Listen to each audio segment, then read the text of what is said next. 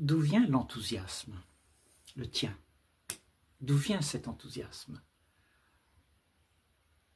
D'où vient la joie de vivre? Comment se fait-il qu'elle soit là? Quel est le procédé miraculeux qui fait que la joie puisse exister?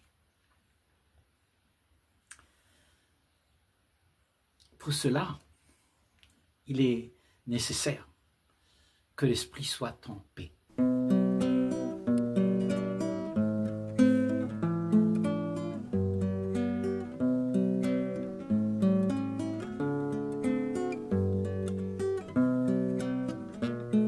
Que l'esprit ne soit pas ravagé par la demande de ce que la pensée propose.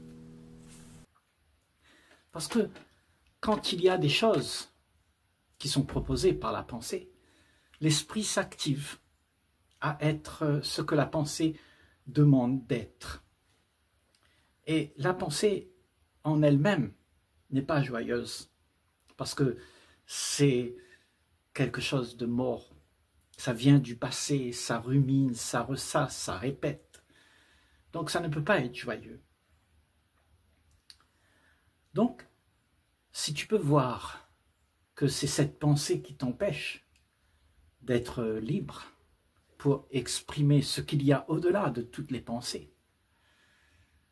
Parce que quand il n'y a pas la pensée, justement, il y a un phénomène où l'esprit est en contact direct avec la beauté.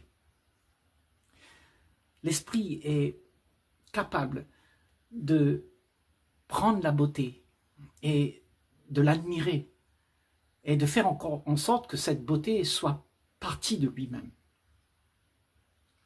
C'est ça la paix. La paix, c'est de savoir que la beauté fait partie de ce que tu es, de ton essence.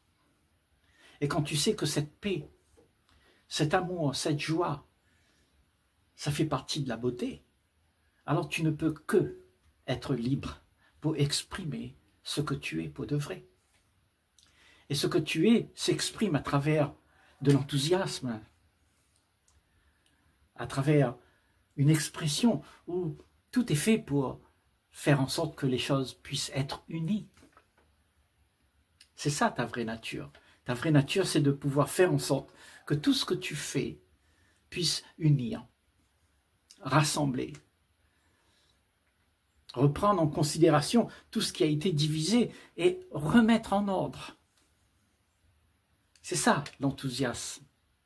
L'enthousiasme, ça fait ça, et ça a une grande puissance. Parce que cette énergie, elle a une force extraordinaire et elle peut transformer, elle peut transporter aussi des montagnes.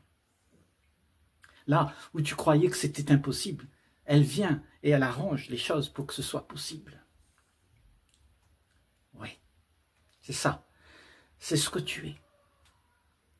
Si tu acceptes de laisser les tracasseries de côté, si tu acceptes de faire silence et de laisser être ce silence, sans que rien ne vienne distraire ce silence, alors il y a cet enthousiasme. Parce que cela est naturel. C'est ta vraie nature. Tu es l'enthousiasme. Tu es la joie, la vie.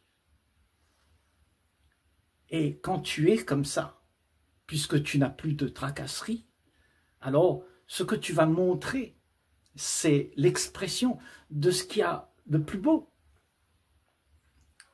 L'expression de ce que tu es, le plus profond, le plus sincère, la plus belle expression que tu as, c'est d'aimer.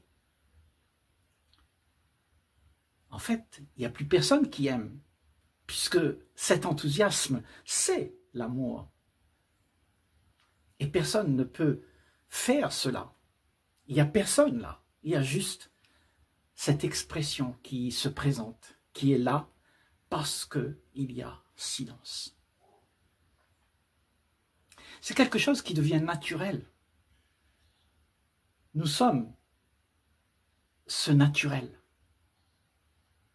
Cette expression naturelle de la vie c'est ce que tu es.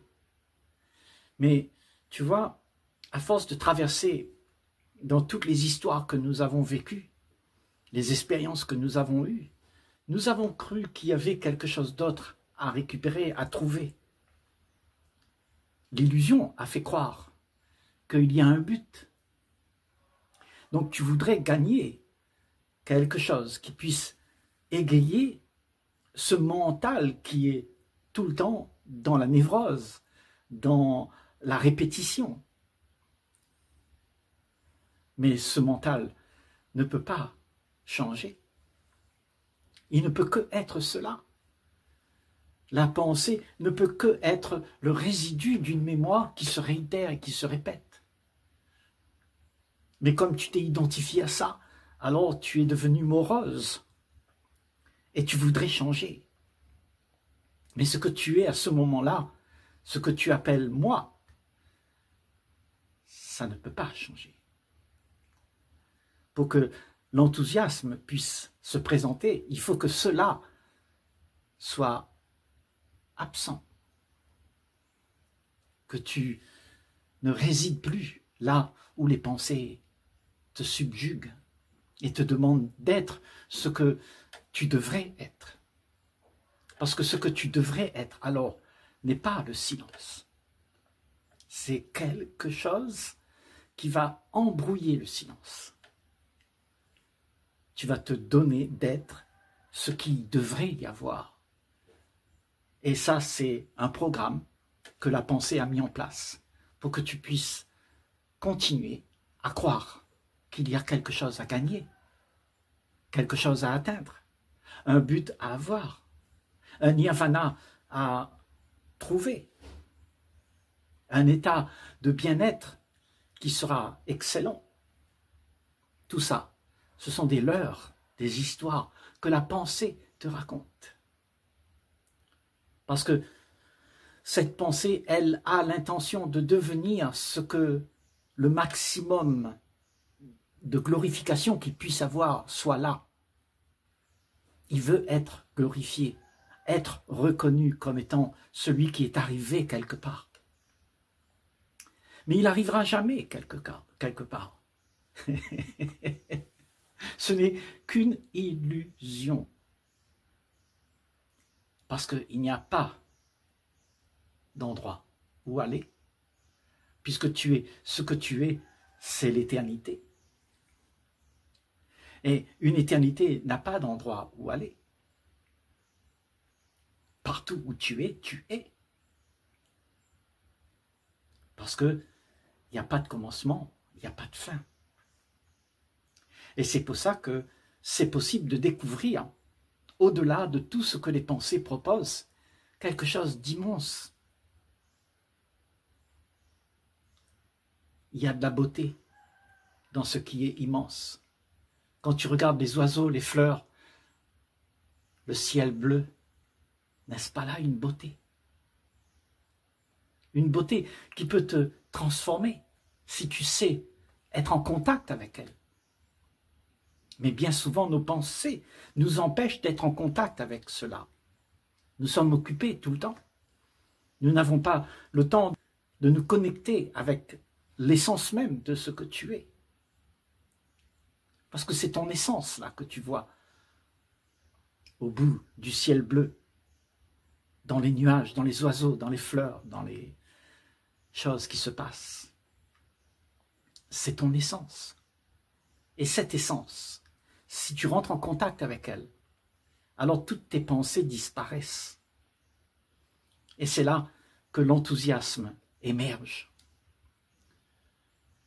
Parce que ce que tu es, c'est quelque chose de pur, de sacré. Et ce sacré ne peut que être l'expression d'un monde extraordinairement beau. Ce monde extraordinairement beau n'est pas celui que tu penses. C'est celui qui est.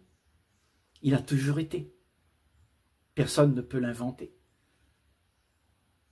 Ce que tu es ne peut pas être inventé. Ce que tu es, c'est quelque chose qui a toujours été là.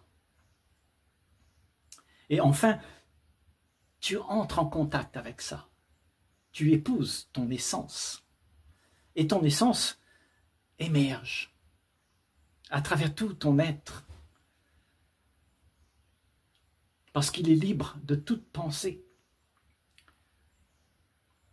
Un être libre de toute pensée se fait traverser par la beauté. La beauté utilise le corps, les doigts, les mains, la parole pour exprimer ce qui est sacré. Et ce qui est sacré n'a rien à voir avec ce que la pensée propose. La pensée propose que la continuité, la répétition, et tout ça, c'est monotone.